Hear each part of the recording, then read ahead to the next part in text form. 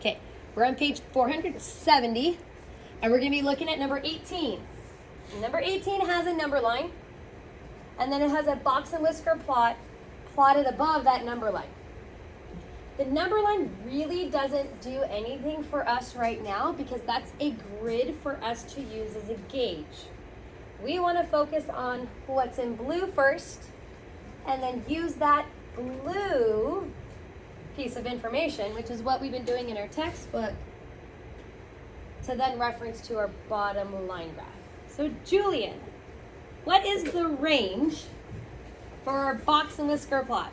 60 minus 20. Perfect. 21. 22. Now, this is where it's going to get a little tricky. Let's do, where's my marker? Let's look at this really quickly because this is, I had trouble with this as a kid. 1, 2, 3, 4. Okay, oof. So it's not counted by ones. So what would the next reasonable one be? 2. So this 2, 4, 6, 8. So this would be 22, 24, 26. Such a simple mistake. But if it gave you a box to type in the answer, Julian, you would have put in 21 probably. It would have been wrong. So close, but it's still wrong. So our range on this is 60 minus 22. If it asked you for just one number, what would the number be? 38. 38, because 60 minus 22 is 38. Beautiful. So we know our range is 60 minus 22 equals 38. What is our median? Everybody. 32. Our median. 32. 32. What is our UQ? 54. 54. 52, 54. What is our LQ? 26. 26. Let me put those in for you. 26, 32, and what was the other one? 54. 54. I could even write it on top the way that I showed you guys in class. Okay, who can tell me what my IQR is? Because it wants the IQR. What's the IQR? You guys have a pen and paper in front of you. You can totally easily do this on pen and paper. Do not give me an answer unless you are 100,000 million times 10% correct and confident. And those of you staring off into space, I'll help you out. You should be doing this right now. It's almost lunchtime, which means your brains are not working. 28. Are you confident? Because you're the only one shouting it out. 28. 28.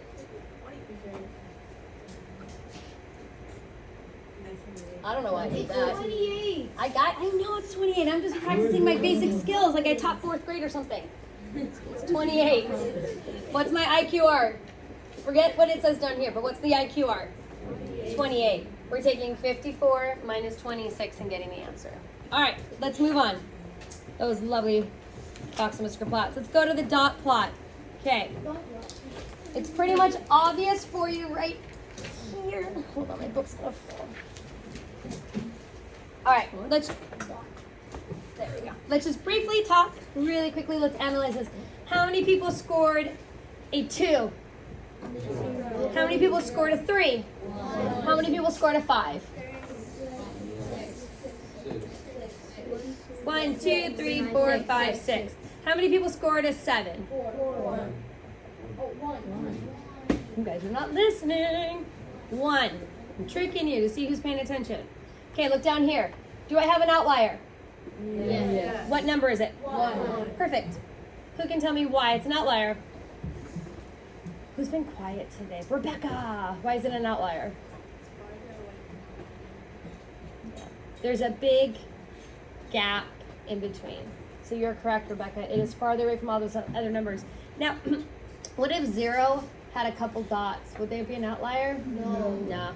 Now, some might say 1 and 0 are an outlier, but usually it's only going to be one number. All right. Pretty basic, right, guys? Yeah. The dot plots, you guys are pretty much good with it. I'm not worried about it. Let's go to those histogram frequency tables. Down here, the intervals. Now, Justin, earlier in class, you said for the other ones that we should do 1 to 5.